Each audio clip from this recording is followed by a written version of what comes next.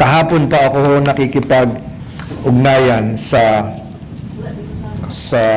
Philippine Coast Guard dahil sa isang insidente na nangyari ilang araw pa lang na nakakalipas noong July 7, 2024, bandang alas 12:30 ng tanghali, kung saan ang isang dambuhalang barko ng China, ang pangalan ay Yang Fu, ay binangga yung isang maliit na bangka ng ating mangingisda sa may area ng West Philippine Sea, malapit sa Bajo de Masinloc.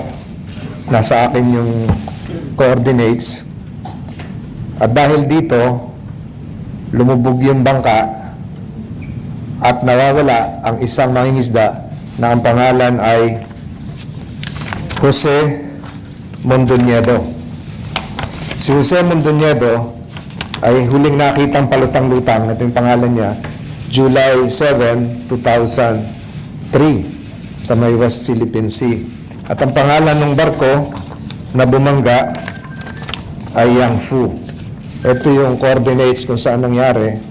At kagabi ay nagbigay ng update sa akin si Admiral Gavan, ang chief ng Philippine Coast Guard, kung saan sinasabi niya at kinumpirma niya.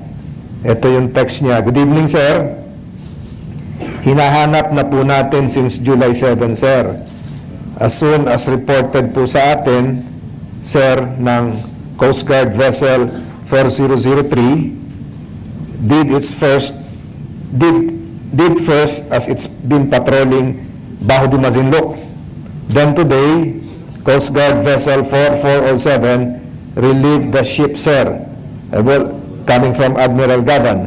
I've also directed the Coast Guard NCR Central Luzon to initiate investigation for appropriate filing of a case against the responsible vessel.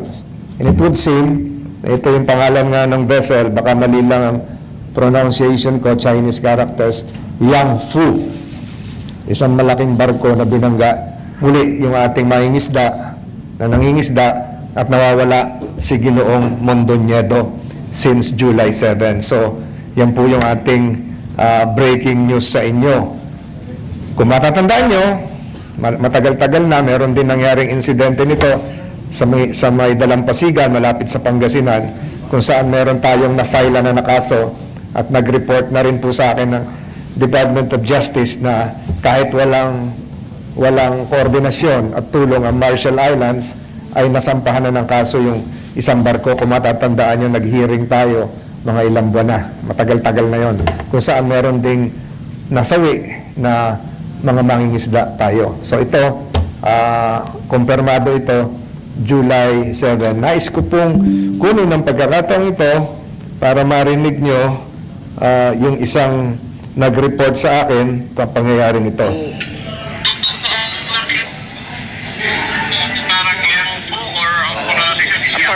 Ang pangalan nung nabangga ay si Robert Mondoñedo. 12:30 ng Robert at Jose yan. July 7. Nakita na lang palutang-lutang. Yes po, nakita siya ng isang dumadaan na fishing vessel. So, ano to, positive Chinese vessel yung nakabangga? May Chinese character na po yun yung dumaan na pansin na nakita nila. Tsaka na-report na to sa Subic Coast Guard din.